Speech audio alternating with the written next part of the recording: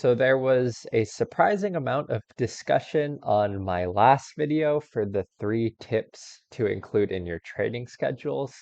So given that I was kind of surprised about the amount of discussion there, I wanted to talk a little bit more in depth about the training schedules that I use. So I'll talk about my preseason schedule, my 1 game per week schedule, my 2 games per week schedule, and my important matches training schedule. So I'll talk through the training schedules, why I made the decisions that I do in those training schedules, and how I outline them. And I'll talk a little bit about how those training schedules seem to have affected my team. So I'll go through kind of how jaded and how many injuries my players seem to be getting.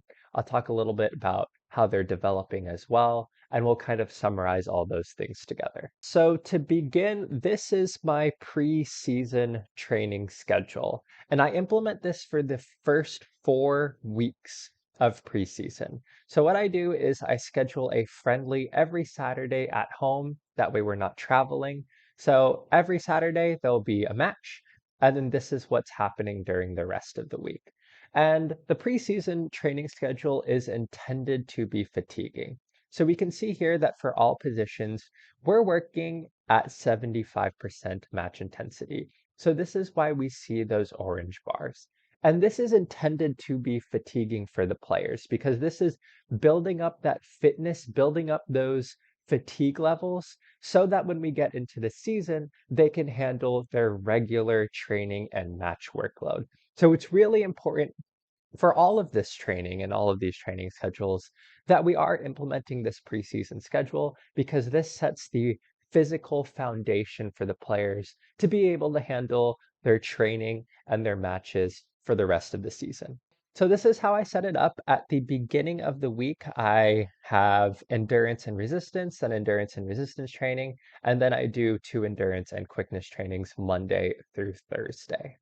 And the reason that I start this week is that it gives enough time to get a little bit of rest before the match, and it gives enough time after the match so that we can go back into kind of really fatiguing heavy training sessions. And the other important thing to note is that in match, I am not playing my players all 90 minutes during the friendly. I essentially have 2 squads. So in the first half, my first team plays, and in the second half, my second team plays. So at most, players are playing 45 minutes during the match. I will increase that as we get later on in preseason. But for the first 4 weeks of preseason, this is what I do. So the focus of preseason is to 1, build fitness, 2, prevent injuries, and 3, start to improve team cohesion. So these are the things I'm focusing on in these training schedules. So we're building up that match fitness and being able to handle those fatigue levels, setting up that physical foundation by having these really difficult physical sessions and having the match on Saturday. To prevent injuries, because obviously if we see here, we're working at a high intensity, and if we look at things like endurance and resistance, we can see here that it's increasing injury risk. So after each of these training sessions, I include a recovery session. And the reason that I include a recovery session instead of a rest session is that if we go to rest, we're not reducing injury risk in any way. We are reducing fatigue, we are increasing condition, but we're not reducing injury risk. However, if we introduce a recovery session, we're greatly reducing injury risk, we're reducing fatigue, and we're increasing condition and happiness. So I think recovery has similar benefits to rest, but it has really overarching benefits for reducing injury risk. So this is why I'm including these recovery sessions after those really difficult physical sessions. So we do that for the first 4 days. After that, we do our set piece routines and match tactics. This is pretty much what I always do before matches. I think it's really important to have the match tactics here because at this point, we're increasing that team cohesion and we're increasing that tactical familiarity. In preseason, players don't have that high tactical familiarity and they don't have as good as team cohesion. So I think it's really important to build all of that up at this point. So that's why we're including match tactics and we're including that match review. We're increasing team cohesion, we're increasing tactical familiarity again. So I think these 2 parts are really important. And again, for the last day, I think that's something that, again, is really important. We have that recovery session. So again, we're reducing injury risk after the match. I think it's really important to reduce injuries at preseason because it's really important to have players in these training sessions. And the last important thing we're doing here is team bonding. And the reason for that is if we look at these endurance and resistance training, happiness is slightly reduced for this endurance training. So to overcome that, we're including a team bonding session. We're greatly increasing happiness. We also have the benefit of increasing team cohesion. And again, we're kind of reducing fatigue and stuff as well. So this is what that preseason training schedule looks like and the thought process behind everything. And the goals here with this preseason training schedule are, again, to set the physical foundation so that players can get through the training schedule and the matches that are going to come over a long season, to reduce injury risk through our recovery sections, and to improve tactical familiarity and team cohesion with our match tactics, our match review, and our team bonding. And I think all of this together makes a really well-rounded preseason training schedule that sets you up well for the season. So that is preseason. So now we're going to move into our in-season schedule. So I have 3 in-season schedules. We're going to start with the 1 game per week schedule. So I start implementing the 1 game per week schedule in the 5th week of preseason. So in the first 4 weeks of preseason, I had that preseason schedule. And then after that, after we've built that physical foundation, I feel like we're ready to handle our training schedule and our matches. So we move into our in-season training. So this is my 1 game per week training schedule. And I want to note, as I'm talking about my 1 game per week schedule and my 2 games per week schedule, these schedules are heavily inspired by evidence-based FM and the Zealand training videos. So I do not want to take credit for anything I've come up here because this is really heavily inspired by the work and the testing that they have done. So please check out their YouTube channels. They come out. I mean, I guess if you're here, I don't know why you wouldn't have seen Zealand, but certainly evidence-based FM and his tests are absolutely fantastic. Please check out his channel because the work he's doing over there is really, really good. So I'm going to talk about the schedule and also places where I've kind of modified things, but this is the schedule that I have. And I found that this does a couple of things, and there's a couple of things I'm trying to accomplish in this schedule. So one, again, we're trying to, most importantly, develop players. So we have all this training in here to develop our players, develop them quickly, and develop them to their full potential.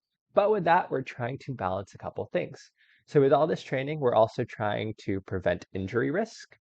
We're also trying to improve our team cohesion, as we're always trying to do. And we're trying to keep our players happy, keep that club atmosphere high through the season. So let's talk about the schedule and how we do that. So I'm actually going to start with talking about the match day. So assuming that our match day is on Saturday, but you can shift this schedule if it's on Sunday, Friday, etc. The next day, we're going to have our easiest day. So we're going to have a recovery session to lower injury risk, because again, we're greatly reducing that injury risk with these recovery sessions. We're having a match review, which we always want to do after matches. That's going to help improve our team cohesion and tactical familiarity. And finally, we're having that team bonding session. This greatly improves happiness and team cohesion. So this is what I have after every single game. I think this is a fantastic thing to include to help lower injury risk, improve club atmosphere, and improve team cohesion. So that's one day after a match. The next day after the match, this is the day when we're going to do our most difficult training session. So this is, again, pretty far away from when our next match is, but it's also 2 days after our last match. So this is the point where we can really work our players. So this is the most difficult training session. We have an overall and an outfield session. So again, we have 2 kind of big general sessions where we're working pretty hard. And then I also include a goalkeeping session here. And we can see for the most part, this is one of our most difficult days. So this is why for all of our units, we're at around 50% of match intensity. And this is about as hard as we're going to work. We don't really want to go beyond 50% because at that point, you're really increasing fatigue and injury risk levels. So for all of these days, we're keeping things well below that 50% match intensity mark. So this is a difficult day. And then after that, I like to do attacking, defending, and possession days because I feel like this is a really well-rounded way to make sure all of our units and players are improving. We're kind of hitting all of the attributes, and I find that this ends up being a good way to develop players throughout the season.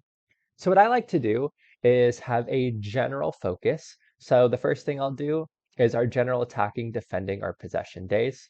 And then we'll go into our attacking or defending and choose the one that kind of works the best. As kind of other creators have mentioned, attacking patient seems to do a really good job of hitting a lot of those really important attacking attributes. So that's why I like to choose the attacking patient one. And then I like to do a technical session. So this is usually either chance conversion or chance creation to kind of keep it with that attacking theme. And at this point, I'll just switch between one of the two throughout the season, depending on what I feel like I need. So that's attacking, defending, very similar. We have our general focus. Then we go into something that's more defending specific. And then, because if we look at our technical sessions, we don't really have anything that's defending technical. Maybe we could do the transition press. But to keep things at a little bit lower intensity level, I like to do these tactical sessions. They really don't affect their condition or fatigue levels that much. They're only slightly reduced. And at this point, we're getting good tactical familiarity. We're working on some attributes that I really like, some really important mental attributes, in my opinion. And I found that this works really well for improving tactical familiarity as well. So I find that this is a good balance for the day. On the next day, we have our what I consider to be our possession day. So we have our overall general possession training. And then I like to do ball distribution and play from the back. Ball distribution, again, I think is something that works on a nice range of attributes. You can also do maybe ball retention here. I'll sometimes switch back and forth between the two. And I like the play from the back because it seems to be really good for happiness. So if you're worried about fatigue levels, conditioning, if at any point at this point you're worried about your players training too much, having high fatigue levels, maybe they're getting injured, this is a really good place, I think, on these possession days. This is a really good place to lower the intensity of the training. You can include rest or recovery sessions here. I mean, if you wanted to work on something, maybe even could do community outreach, so at least they're looking at their teamwork.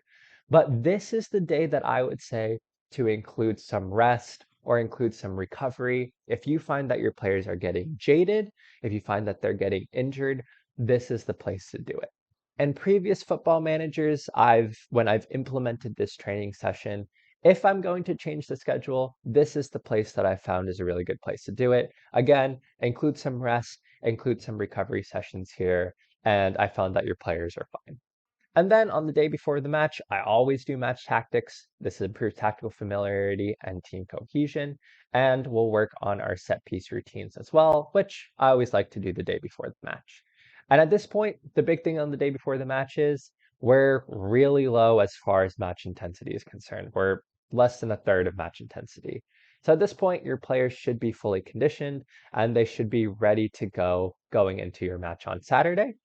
And then after that, the week starts over again. So again, to summarize, what I'm trying to do in this training schedule is we're trying to balance developing the players along with preventing injury risk, match fatigue, improving team cohesion and team bonding, and making sure that they are ready for match day. And this is kind of the way that I've found to do that. We have 4 pretty solid training days where we're getting a lot of general and attacking, defending, and possession training in. And again, if you feel like this is too much, you can always include rest days, recovery sessions here, or at the end of the days, and that will be perfectly fine. Then we're getting ready for the match. We're practicing our set piece routines. We're improving our tactical familiarity.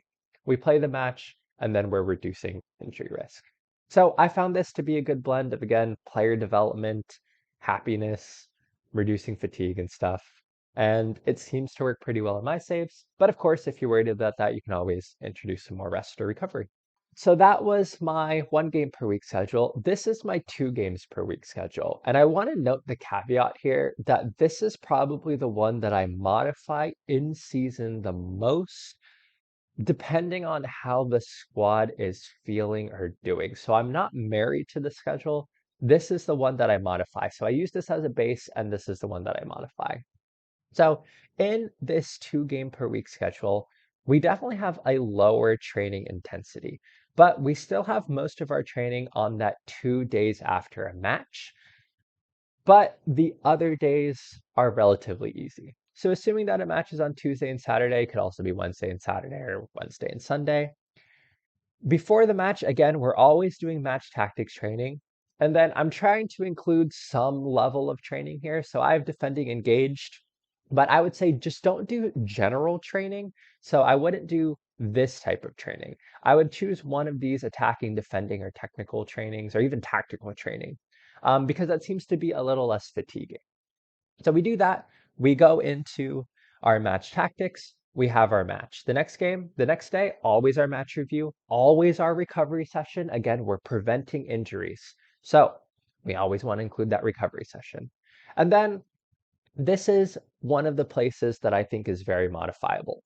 Depending on how my team is feeling, I will either make this a rest session or a training session. So here, I'll either have fully rest, so I'll just go into physical, go to rest, and if my players seem tired, we get rest. We pretty much have done nothing today. That's perfectly fine.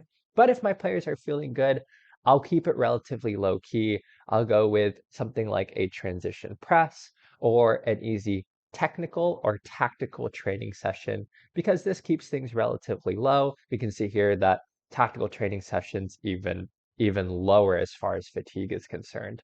So depending on how your team is feeling, this is a really good place to modify the schedule to either introduce rest or just a slightly less fatiguing training session. So now we're 2 days after a match, so we can have kind of our most fatiguing day where we can get most of our training in.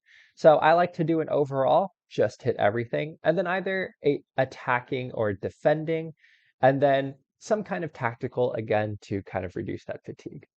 Again, if you're in a situation where a lot of your players are jaded or you feel like you're getting a lot of players injured, I would say do a general overall training, change this one to that tactical training. So again, this will be to keep it relatively low. And then for the last thing, you can make this a recovery session to reduce injury risk. You could fully have this on as a rest. But I would say if your players are getting tired, choose one of those two, and that'll help prevent injuries and reduce player fatigue. Then, of course, we're before the game, so we can do our set piece routines here. Again, we're looking at our match tactics, then we have our match, and then we have that same, we can only do team bonding once a week, so that's why I keep it for the end of the week. But we have our team bonding, our match review, and our recovery doing the exact same things. So with this 2 games per week schedule, I still want training sessions because I have a lot of players in the squad that aren't necessarily playing in the first team. So they need those training sessions to continue to develop, especially if you have young players. So it's important to keep those training sessions in. And I found this provides, again, a good balance between continuing to have players developing, but also preventing injuries, preventing fatigue, etc. And at this point, if you're using the 2 games per week and your player's on a low condition, just rest them from training. You can rest them from training, after this match, rest them from training for these 2 days, and they'll be ready for the next match. So those are the kind of things to think about with this training schedule. But this is pretty much my base. I found this to be pretty good, and you can modify as necessary. And finally, I want to talk about my important matches schedule. And the idea here is all to set them up for that last match. The big match, everything here is to make sure that team cohesion, team happiness is good going into that match. So, of course, I still want to train at this point. I think training is really important because, again, you don't want in that week span, you don't want their condition to completely, you don't want their match sharpness to completely go down. So it's really important that they continue training up until the match, in my opinion, because this helps to keep match sharpness up. So I have all of my general training, but as you can see, it is less than my 1 game per week schedule. We are including 2 recovery sessions because we really don't want players to get injured here. I also really like to include some tactical sessions. So I have those more towards the end of the week. And if you're worried about players getting injured, change this to defensive shadow play, change this to recovery. And this way, again, you're preventing injuries. But I like to include those tactical sessions because I think that helps with tactical familiarity, which of course is always really important going into an important match. Then, of course, practice your set pieces, practice your pens if it's a cup final, and then the biggest change here, we're also including that team bonding before the important match because the team bonding is going to improve that club atmosphere, improve player happiness, improve team cohesion. So you want your players to be as happy and as cohesive as possible going into an important match. So this is why I include it here. And everything else is fairly standard. We got our match tactics, and then we got recovery, match review, and then I just changed this to community outreach. You could also, change that to rest. So overall, those are all of my training schedules and how I implement those training schedules. But there are a few other things that I want to talk about that I really think make this training schedule work, and then to show how the training schedule works so that you can see it in action. So I want to talk about the training intensity. So this is how I set up training intensity, which again is heavily inspired by Zealand and evidence-based FM, so I don't want to take credit for this. But I find that this helps to improve player condition, prevent fatigue, and make sure that players aren't getting injured. The only players working at double intensity are the ones in excellent condition. Everyone else, if they're at fair or good intensity, so at these levels of the heart bars, they're only working at a normal intensity. And then anything below that, it's either half intensity or no pitch or gym work. If you have someone here, you don't want them on the pitch, just have them recovering. Here, we can work at half intensity, but everything else is either normal, and we're only working at double intensity if we have a full bar. And the reason for this is we still want those normal intensity training sessions because that's going to help with player development or even that double intensity training session.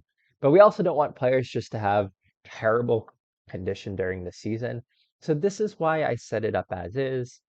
Again, I have found this to work fairly well. I haven't really had any injuries yet. All my players seem to be in good condition. And this is what's worked for me in this save, but also from FM23 and FM22. And so that you guys can see kind of what my squad looked like, this is what my squad looks like right now.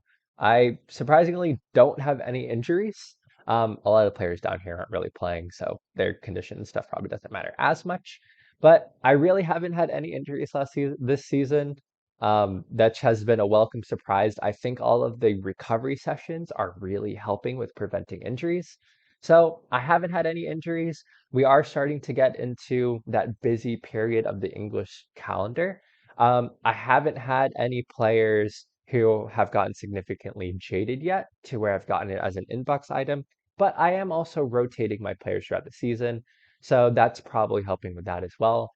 If anyone's going to get it, I think it'll be Carlos Alcaraz. I've pretty much played him every game. I'm sure at some point he will become jaded. And if that happens, I'll just rest him from training, rest him from a game, and then we'll move forward from there. So I feel like we've done a pretty good job so far this season as far as preventing injuries and preventing player fatigue is concerned. But I also wanted to show kind of the upward arrow so far. So Adam Wharton has actually improved a lot, but right now he doesn't have any upward arrows. He had some last month, so I guess maybe he hasn't improved as much this month. But to look at some other players, Asprilla here has been absolutely phenomenal with player development. He's been really good every month. Carlos Alcaraz has been improving quite nicely. James Bree, who I don't play that much, he's been training well and improving nicely. Wilfred Ndidi, I didn't even know that he would have that many upward arrows at 26. He's doing quite well. Sergio Gomez is a youngster, and he's proving quite well as well. So all of my players who are training well seem to have those upward arrows and seem to be developing well. But I want to note with the caveat is I'm not testing their improvement, and I'm a few months into the season. So I'm sure over the course of the season they'll continue improving. But as far as improvement rates are concerned, I haven't tested that. And I'm sure that Zealand and evidence-based FM will come out with videos on what the optimal training is and how their players are improving. So look out for those videos when they come out. So I hope that you all have found this video informative. This is just how I personally do my training schedules for my FM save. But of course, maybe for your team, something might be beneficial to do differently. So if you enjoy these training schedules, take them. But of course, you can also, take the basics of them, take kind of the important concepts and modify them for your own save. And that's why I really wanted to talk through the why for the decisions I'm making.